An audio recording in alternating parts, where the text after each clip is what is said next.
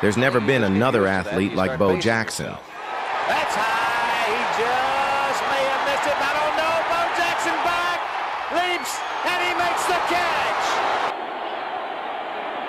And Bo Jackson to the 20 and out in front, and only one man to beat, and easily can't run him down. He had the angle, but there goes Bo, and nobody catches Bo. Not before him, not since.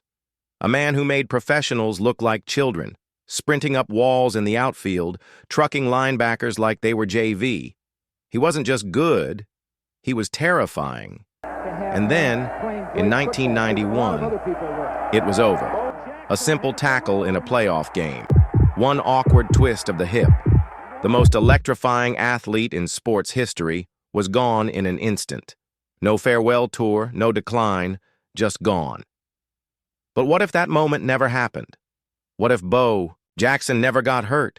Would he be the greatest running back of all time? A home run king? Both? This is the timeline where Bo's body held up, where his prime wasn't stolen, where we find out what happens when a once-in-a-lifetime athlete actually gets a full lifetime to work with. Let's run it back.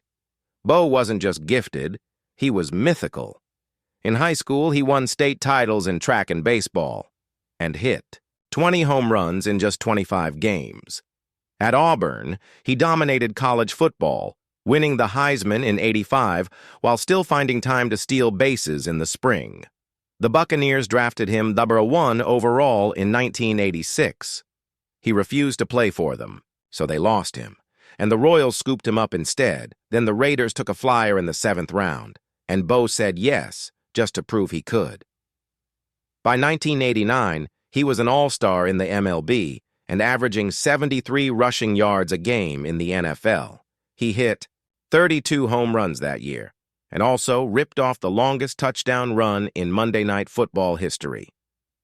He wasn't just playing two sports. He was dominating two sports. He made all-stars look like rookies. He made all-pros look like backups. In just 4 NFL seasons, Bo racked up over 2,700 yards in part-time action. He wasn't built for this world, and maybe that's why his body couldn't take it. January 13, 1991, a divisional playoff game between the Raiders and Bengals. Bo's dominating again, 77 yards on just 6 carries. Then, one tackle. Not violent, not even dirty, but as Bo gets brought down from behind, his hip dislocates, and in that moment he pops it back in himself. Without realizing what just happened, the damage was done. Blood flow to the hip was compromised. He would never play another NFL game. His baseball career never fully recovered either. He missed the entire 1992 MLB season. Came back with a titanium hip and still hit home runs, because Bo's not real. But the speed, the power, the explosion, that part of him never came back. We never got to see Bo hit 40 home runs. We never saw him carry the Raiders through a full season. We never found out what happens when a superhero stays healthy. Until now. Let's imagine Bo never gets hurt. That 1991 season, the Raiders beat the Bengals. And with Bo in the backfield, they upset Buffalo the next week. In this world, the Raiders go to the Super Bowl. They don't win. But they're back. Bo returns in '92 with a full season for the first time. He rushes for 1,183 yards and 14 touchdowns in 13 games. He's unstoppable in the red zone, and even deadlier in space. Al Davis gives him the keys to the franchise. They bring in a young offensive coordinator to build around Bo's vision. The Raiders become contenders again. In '93, Bo leads the league in rushing and gets 2,000 scrimmage yards. He becomes the first player in NFL history to make the Pro Bowl, while also playing MLB. By 1994, he's not just a star. He's the face of the league. He wins NFL MVP, gracing the cover of Sports Illustrated, Time, and Madden in the same year. Analysts start asking, is he better than Jim Brown? Kids don't just wear 34, they copy his running style. In '95, the Raiders finally break through. Bo runs for 122 yards and a touchdown in the Super Bowl. They win it all.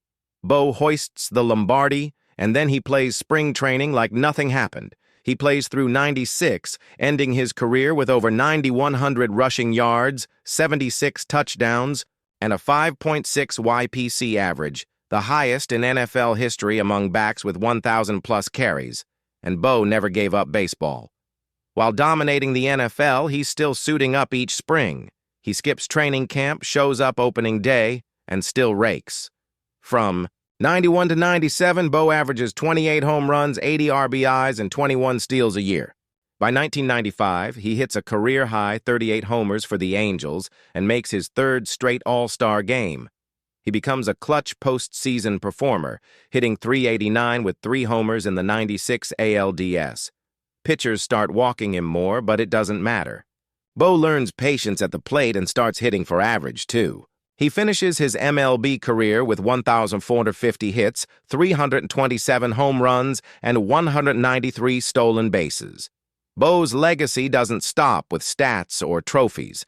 After winning it all in 95, he returns in 96 for one last ride. Still fast, still dangerous. But now Bo plays smarter, mentoring younger backs, pacing himself between baseball series. He breaks the 1,000-yard mark again in his final season and finishes as the league's most efficient running back ever. He walks away from football on his own terms. 2 weeks later, he reports to MLB spring training like it's routine. By the late 90s, Bo becomes the subject of documentaries, shoe lines, and a feature-length film about his life. Kids imitate his batting stance on sandlots and his stiff arm in flag football.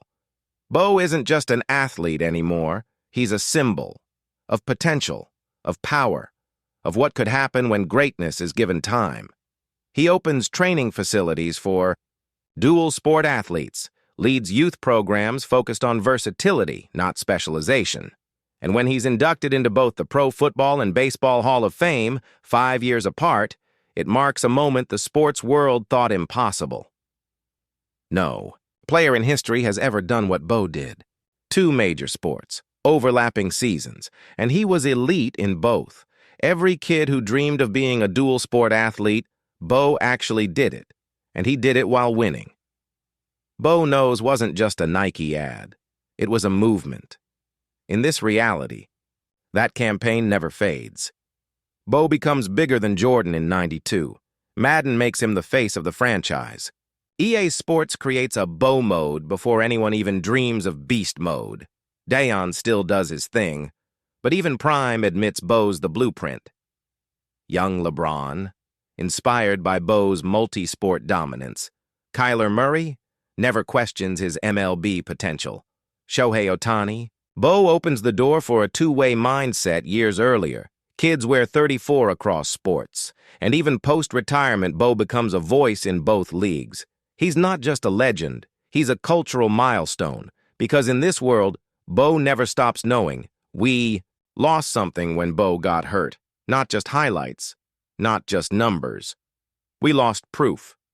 Proof that a human being could be elite in 2 sports at once, and do it while making it look easy. Had Bo stayed healthy, he's a Hall of Famer twice over. The NFL record books get rewritten. MLB gets its own version of a football god.